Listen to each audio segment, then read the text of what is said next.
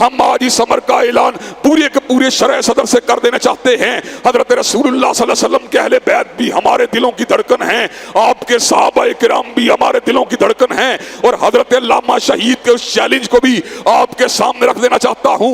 हजरत अल्लामा शहीद रहमतुल्लाह अलैह ने एक मर्तबा मिंबर रसूल के ऊपर खड़े होकर यह बात कही थी, दुनिया का कोई बड़े से बड़ा शिया जाकिर आए, मुझसे फकत 3 मिनट के लिए इस बात के ऊपर गुफ्तगू करे कि हजरत अली अल मुर्तदा ने सिद्दीक की खिलाफत को नहीं माना, कहा फकत 3 मिनट के लिए मेरे से गुफ्तगू कर ले, आइंदा के बाद सारी की सारी जिंदगी मिंबर रसूल के ऊपर खड़ा नहीं हूंगा।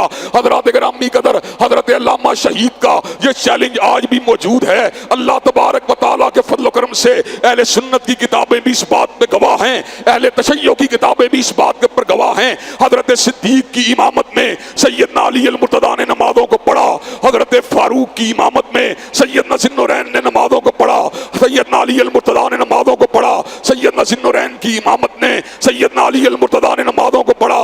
हजरत गिरामी कदर जब अबू बकर उमर उस्मान की इमामत में सैयदना अली अल मुर्तदा नमाजों को अदा कर सकते हैं, तो हमें यह बात कहने में हक बजानब है कि उनके दिल के अंदर कोई कीना नहीं था।